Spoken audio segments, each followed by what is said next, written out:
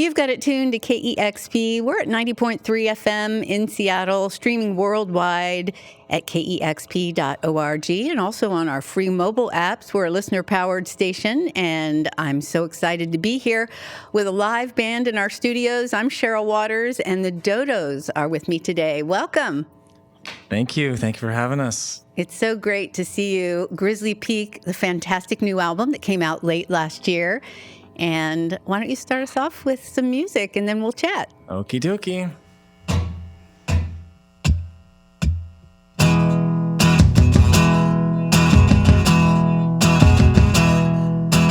Tired, almost out of ideas. I might be starting to think this was an accident.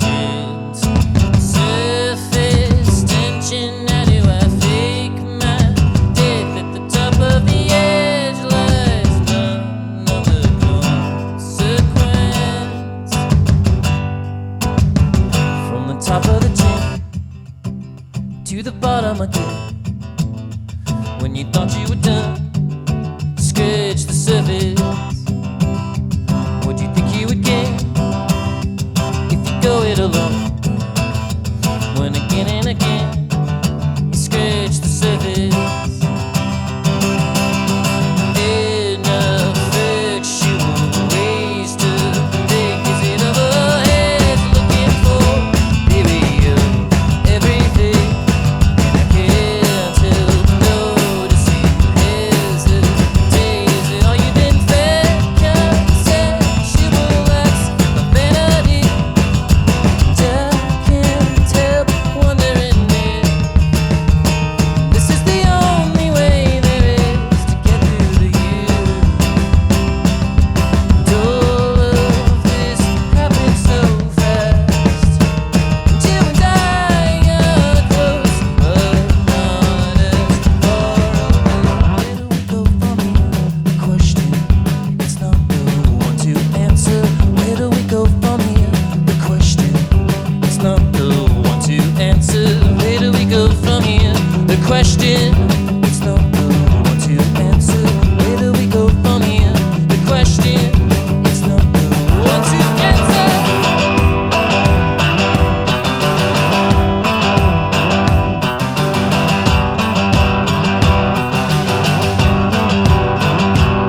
Feels this might be the actual death.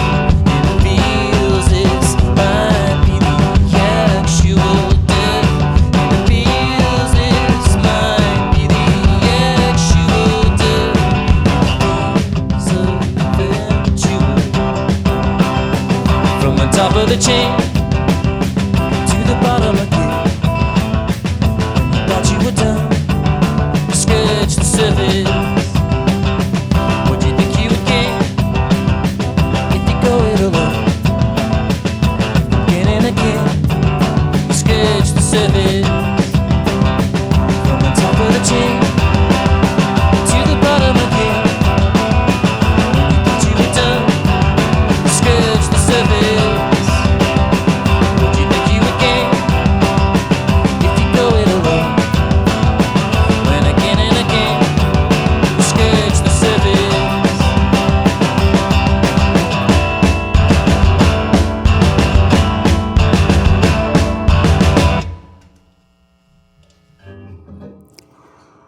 You're listening to the Dodos live on KEXP, where the music matters.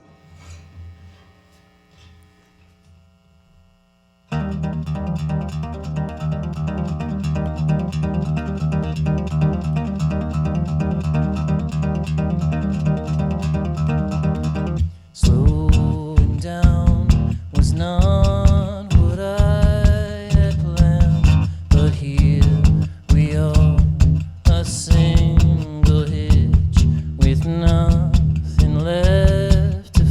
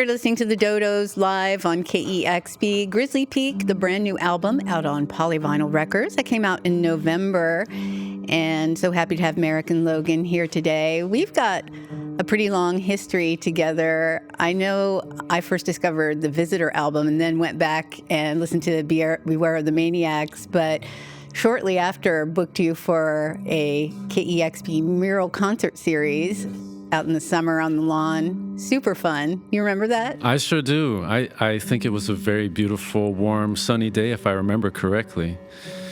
And was that our first recording together? We didn't do one in the studio before that? I'm trying to remember. We've done so many, and it goes back so many years. The first one I can remember, I think, was about 11 years ago, 2011, in the studio. So I was just looking at that one recently, actually, to get footage of our bandmate who was with us at that time.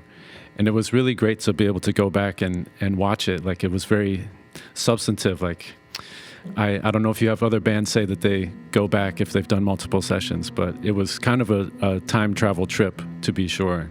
I love to hear that, and I'm going to give a little shout out to our YouTube channel archives, because those video archives have about 1 billion views or more, and a lot of, I know our fans and listeners and your fans will maybe discover you later in your career, and it's so fun for them as well to go back and see you in an earlier incarnation. And I love to hear that you, the band, actually love to do that. Yeah, it was cool to get those memories. But since we're bringing it up, in case my niece and nephew ever watch this, hi Noah, hi Ezra, love you guys.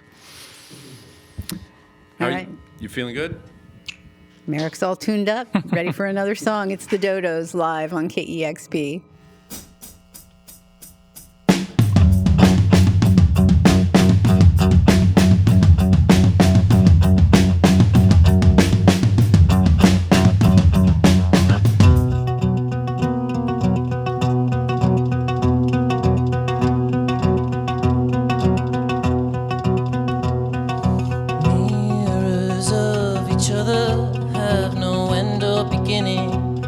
Escape one another, tangled up in the middle.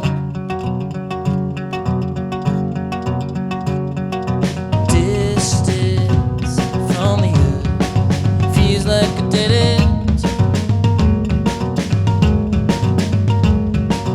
Distance from the earth feels like a dead end.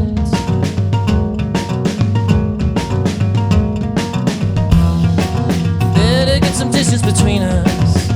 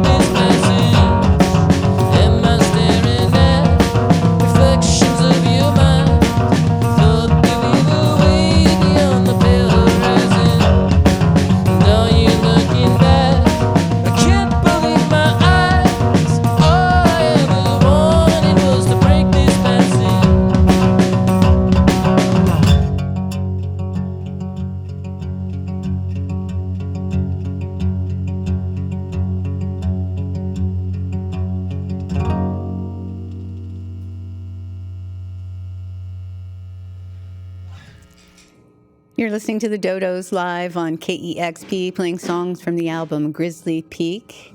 And Logan, I'm going to ask you this question because Meric is taking time between songs to tune, and he has such a unique and intense guitar playing style, and it's well known that he is trying to make the guitar sound like individual drum sounds. And as someone who sat by his side for such a long time, how would you describe his intense guitar playing? I think for somebody to actually understand, they would have to like literally put their ears where his are, because I've heard him talk about it endlessly, and I think I have an accurate picture, but for him, a lot of it comes from how it feels to be sitting right above it. But for me, for somebody who can't do what he does, like watching him play, I'm really more drawn to like not necessarily the way he wants to convey it, but just the skill in his right hand picking, something that I wish I could do. So that's kind of where I sit with it. I'm still an outsider, even though I've been right next to him. Well, it's interesting that he's trying to replicate the sounds that you're making in some sense with the guitar. See, this is the thing. He always says he can't play drums for as long as I've known him, but he's been obsessed with drums the whole time. He can play them on the guitar. Mm-hmm. How does it feel for us to be talking about you when you're sitting right there, Meric? I'm dissecting your craft. I was just focused on tuning, really. We were just killing time, weren't we? Mm-hmm. Are you ready for another song? Yes. I actually need to put up my cheat sheet. Being patient. A drumming cheat sheet. Look at that. This one is tough. Let's get that one on video. But yes, I am ready.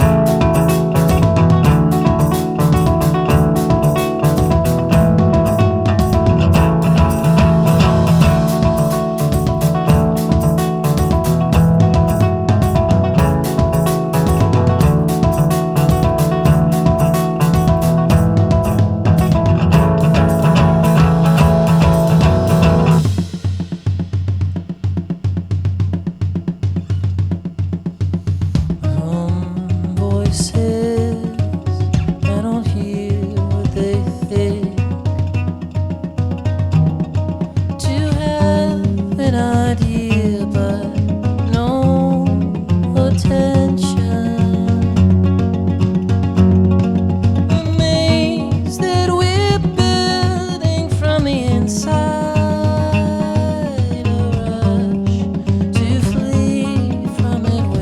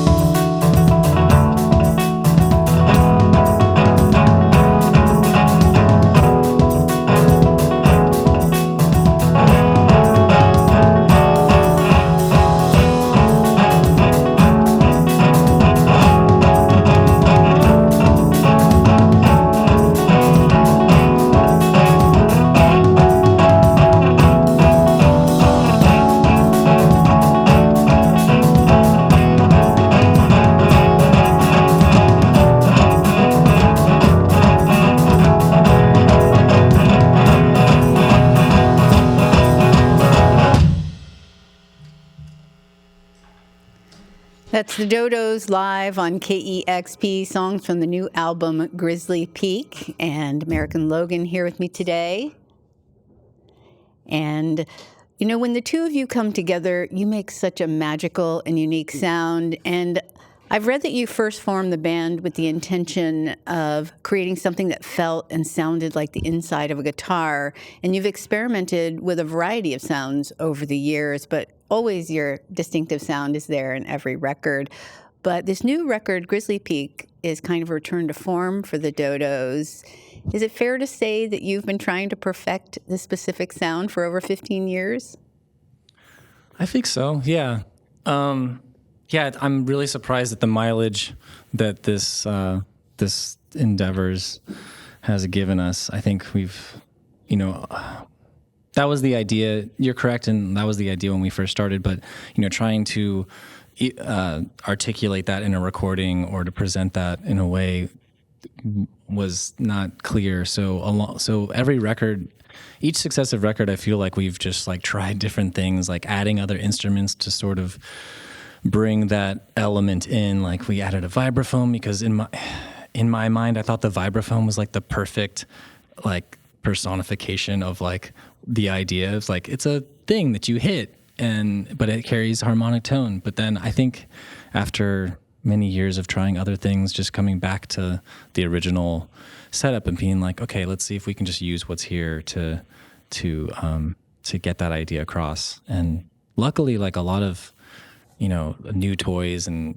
sonic technologies have happened in the last 15 years. So maybe it just took that long to make it possible. I think that's actually a subtle thing that I forgot in talking to Meric about these riffs and the way that I hear them versus the way he hears them. The way that he was able to convey them on the record was different. Because maybe he'll play a riff and I think it's really charging, and I'll come at it from that perspective. But he'll actually be like, no, it's halftime. It's like, it's a slower halftime feel. And he was able to use some of that sonic technology he was talking about. Technologies? To actually put that pulse on some of the microphone sources from the guitar so that the audio that you're hearing is manipulated in a way that he feels it, which might be different than the way I or other people would feel it at first blush. But he was able to put it out there in a more like realistic version of the way he feels or sees the music. It sounds like you're having a lot of fun and being creative with the sonic abilities that you've gained over the years. And you talked about incorporating more and more instruments from record to record. Did I read somewhere, though, that you had committed to just using physical instruments on this record?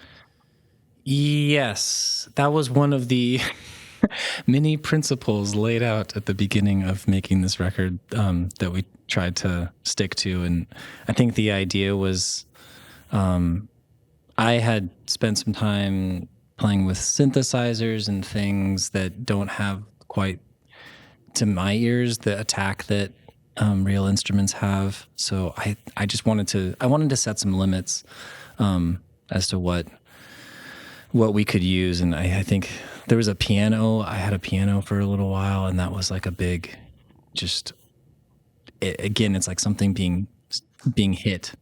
And I wanted to keep that element of it. So anything that you hear on the record that sounds like a synthesizer is actually generated from like a real instrument. There's no synthesizers were harmed or misused in this process. It sounds like you were struck by intense inspiration to create Grizzly Peak, and at one point I read you'd called it an obsession. What first sparked your interest in creating this record? Well, yeah, I mean, I think Logan thought I was insane for a little bit. There was definitely some obsession. I think coming back to the acoustic guitar, trying to write songs again, just like from beginning to end, but then also just like I had started to feel some pain in some physical pain that sort of brought to the forefront the impermanence of doing this and being able to make music and play guitar and all that. And so that kind of it just felt like, okay, there's some things that we didn't quite accomplish, or at least we didn't give it our all in trying to articulate. I'm going to use that word again. I guess that's the word of the day. But it felt like it was now or never. It's like gotta just go back and sort of make sure, try everything, and just really make sure that I at least did my best to figure this, what I call a problem. It's not a real problem, but it's I think of it as like a problem of just something to solve, something to try and figure out.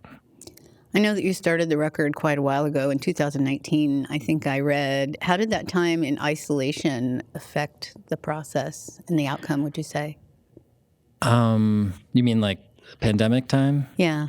Yeah, we had started on this path before that, and then I was kind of already in isolation, working on this record and just really trying to like figure the sonics out, and so it actually really helped when the pandemic hit, because it was just, life was, I have a family, there's family life, there's, trying to keep everything together, and then sort of like hovering above that, there's this thing that I'm working on that I can think about and go back to, after my kid goes to sleep or whatever, any hour of the day. And I felt really grateful to have that, because regardless of whether it was a real problem or a real thing that I was obsessed with, it didn't matter. It was just like, there's something else that I can sort of feel busy with.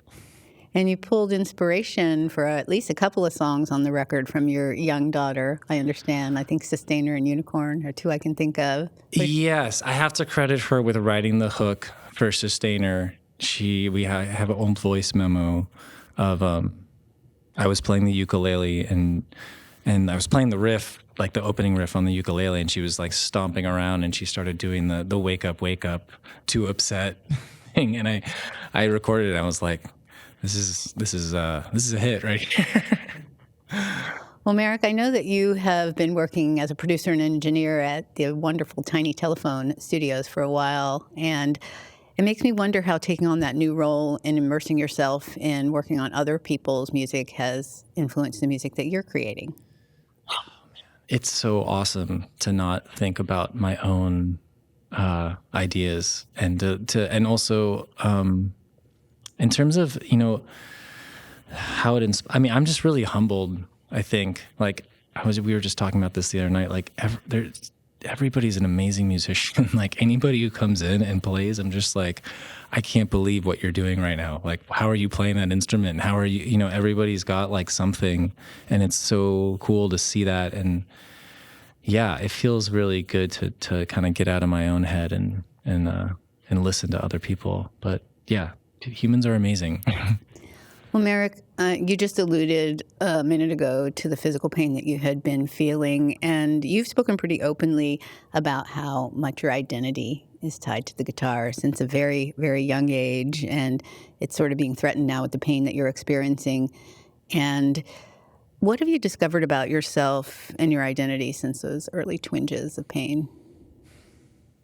Well, yeah, I would say that it's changed. It's just I don't tie my identity up in it so much. It was a source of feeling worth a lot of the time, and I don't feel that way anymore. Just when you can't do something anymore, or you're aware that you're not going to be able to do something forever, and focus. It's like, oh, I have other qualities or other things that I can do, even if it's not. I